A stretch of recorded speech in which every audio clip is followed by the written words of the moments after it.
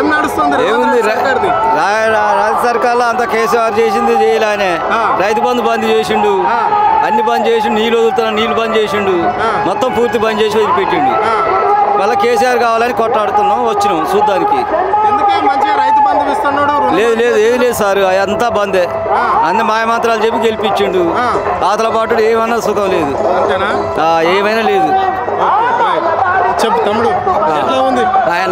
నా పేరు సైదా. నేను ఖమ్మం డిస్టిక్ పాలేరు నియోజకవర్గం నుంచి వచ్చాం.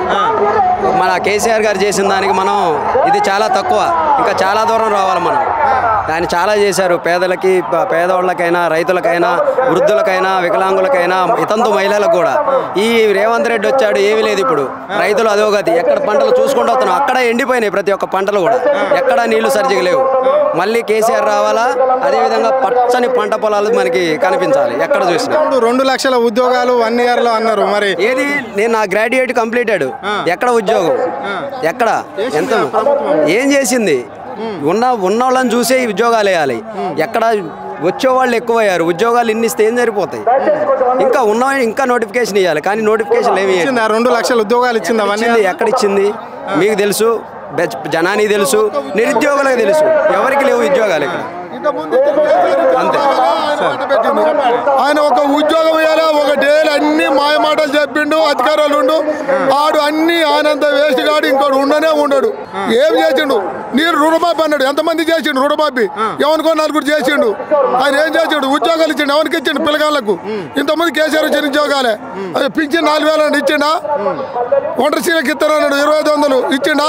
ఏది లేదు. అన్ని ఉత్తగా అనుకుంటే ఏమన్నా అంటే కేసీఆర్ అప్పటి ఆడట్టు చేసిండు.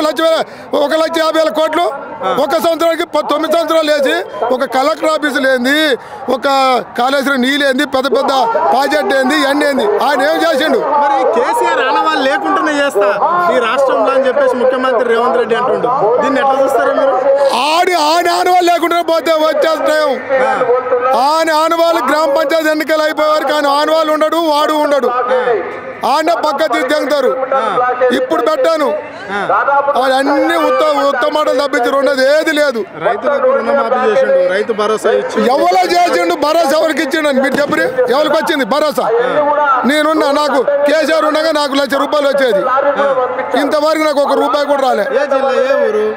మాది కోదాడు, కోదాడు మోదమండలం, సొరపాడు జిల్లా. అన్ని అని ఉత్తమ మాటలు తప్పించి రెండోది ఏదీ లేదు. అనవసరమైన పాలన, అనవసరమైన ఎవరు. పెంపాక మండలంలో కాలువ వాడుతుందా? మరి ఒక్క కాలువ కూడా లేదు మాది ఎండిపోయి. కేసీఆర్ ఉండగా నాకు చాలా 3 కార్లు బండాయి, అసలు ఒక్క కారు కూడా పడలే. అన్యాయం.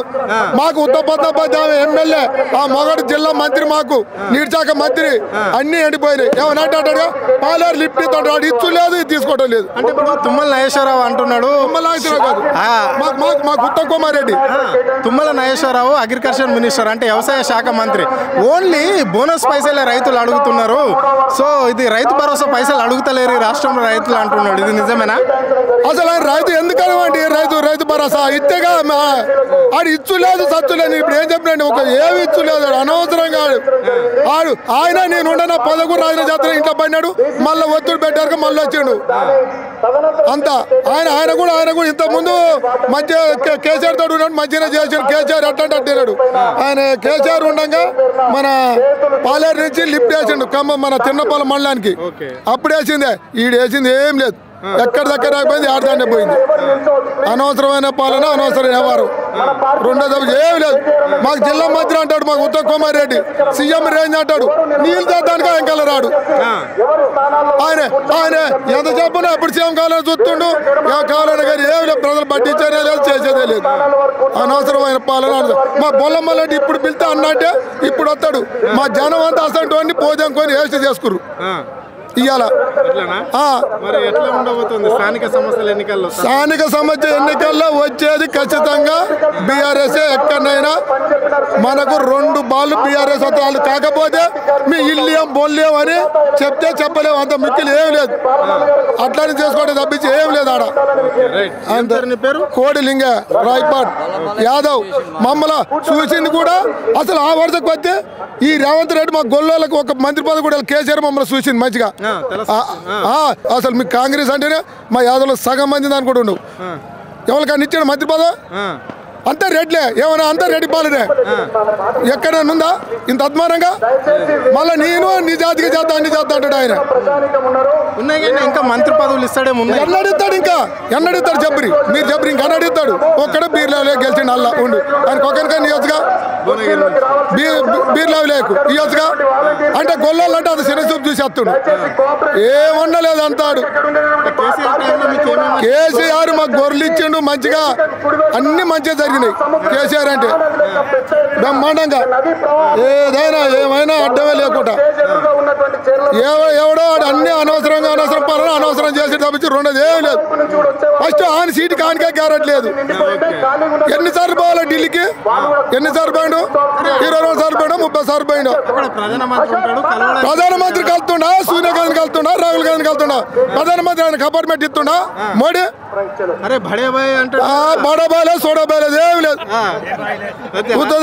ఏది లేదు ఆయన్ని కేసీఆర్ కానీ తెలుగు కేసీఆర్కే ఎన్నడూ మోడీ ఒక్క రూపాయి కూడా ఇవ్వలే ఈయన కట్టిస్తాడు అనుకుంటున్నాను ఇది మళ్ళీ ఈడు వస్తే మళ్ళీ ఈయన బీకేసే కొరకే ఉంటాడని ఆడిస్తాడా ఎందుకు రెండు రాష్ట్రంలో కాంగ్రెస్ బీజేపీ ఒకటే కదా 4 రోజులు కేసీఆర్ వెనక వచ్చింది అనుకుర్రు ఇప్పుడు వాళ్ళకాలకే పడతాలే ఈడు ఆడు మళ్ళీ మనలే మంచోడు అంటుర్రు నేను అన్నది వాస్తవా కాదా ఆ 4 రోజులు ఎందుకంటే ఎడవైన దానికి చేసిర్రు అంతే రేవంత్ రెడ్డి చిన్నదారి ఇచ్చిండు ఇలా జనానికి ఇంకా 3-4 లక్షలు రోడ్ల మీద ఉన్నారు దాదాపు 10,000 వెహికల్స్ రోడ్ల మీద ఆగిపోయినాయి గింత రోడ్డు కేసీఆర్ గవర్నమెంట్లో అన్ని కాంగ్రెస్ సభ పెట్టుకున్న పెద్ద పెద్ద రోడ్లలో వ్యాన్లు వదిలినాం బస్సులను వదిలినాం ఇవాళ కనీసం చిన్న దారులలో ఒక 2 బస్సులు 3 బస్సులు ఎట్లా పడతాయి దాదాపు 20,000 25,000 వెహికల్స్ ఆగిపోయినాయి 3-4 లక్షల మంది ఆగిపోయారు ఇవాళ ఈ లైన్లో మన టోల్ గేట్ కాంచి ఇక్కడ దాకా అది ఇదేం గవర్నమెంట్ అండి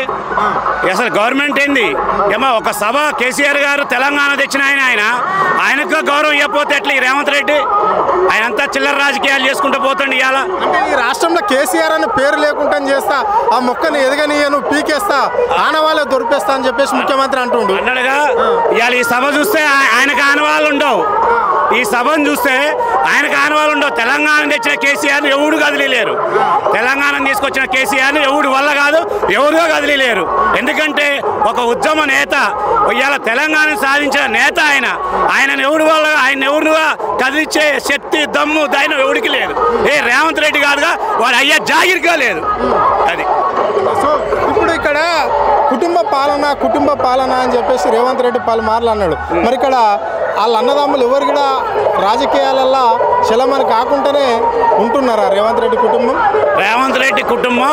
రేవంత్ రెడ్డికి పేరే వాళ్ళ వెనక బ్యాక్గ్రౌండ్ మొత్తం వాళ్ళ అన్నదమ్ములు రాజకీయం చేస్తారు ఇవాళ చూడండి రైతుల భూములు లాక్కుంటాం విషయంలో కానివ్వండి రైతులను లాకప్లో వేస్తాం కానివ్వండి రైతులను చిత్రహింసలు పెట్టిన ఘనత ఈ కాంగ్రెస్ ప్రభుత్వం రేవంత్ రెడ్డి ప్రభుత్వం వాళ్ళ అన్నదమ్ములది అది ఎందుకంటే ఎక్కడ రియల్ ఎస్టేట్ ఉంటే వాళ్ళకి అదే వ్యాపారంగానే జనం మీద ఏం పట్టింపు లేదు 6 గ్యారెంట్లు పోయినాయి 420 పోయింది అన్ని వెళ్ళిపోయినాయి ఎక్కడ గ్యారెంట్లే లేకుండా పోయినాయి ఏదో సన్న బియ్యం ఇచ్చిన గొప్పగా చెప్తారు సన్న బియ్యం కేసీఆర్ గారు ఇస్తా అని చెప్పాడు అప్పుడు చెప్పాడు ఇప్పుడు చెప్పాడు అయ్యే వీళ్ళు తీసుకొచ్చి మేము సన్న బియ్యం తెచ్చాం మేము ఆ ఇంట్లో అన్నం తింటున్నాం బాగుందని చెప్తారు అది కరెక్టే కాదు ఈ గవర్నమెంట్ ఇప్పుడైనా కళ్ళు తెరిచి ఇవాళ ఈ సభను చూసి మీ అందరు కళ్ళు తెరవాలా ఎందుకంటే కేసీఆర్ని కానీ కేటీఆర్ని కానీ హరీష్ రావు గారు కానీ కవిత గారు కానీ అల్లా తప్పుగా తక్కువ అంచనా వేయొద్దు ఎందుకంటే ఇలా సింహం బయలుదేరింది సంవత్సరన్నర ఓపిక పట్టింది సంవత్సరన్నర ఓపికతో ఉన్నాడు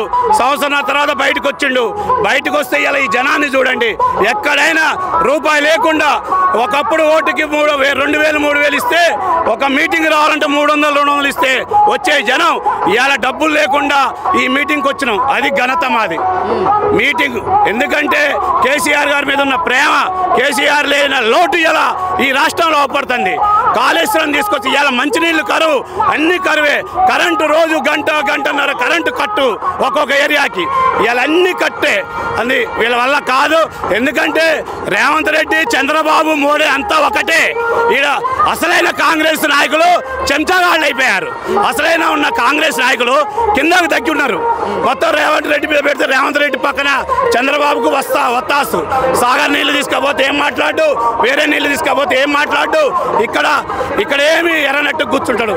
రేపు రేవంత్ రెడ్డి బీజేపీ మోడీ ఇద్దరు ఒకటే. రైట్. మరి బీజేపీ రేవంత్ రెడ్డి ఒకటి అయినప్పుడు అక్కడ బడే బాయ్తో మంచిగా ఉండి ఇక్కడ సెంట్రల్ మినిస్టర్ను కిషన్ రెడ్డిని బీజేపీ ఎందుకు టార్గెట్ చేసి ఇక్కడ సెంట్రల్ మినిస్టర్ను రేవంత్ రెడ్డి ఆయన మీద నోరు జారించుకుంటాడు? ఎన్ని పైకి డ్రామాలు, లోన ఒప్పందాలు వేరు, బయట ఒప్పందాలు వేరు, బయట తిట్టుకుంటాం వేరు. ఇవన్నీ వాళ్ళకి తెలుసు, అవన్నీ పై డ్రామా వేసాలి. అవన్నీ ఈ కిషన్ రెడ్డి తెలుసు, రేవంత్ రెడ్డి తెలుసు. నువ్వు పగులు తిట్టు, నేను నైట్ తట్టు, ఎన్ని డ్రామాలు. పగులు నైట్ తిట్టుకుంటాం తప్ప ఏముండదు. అది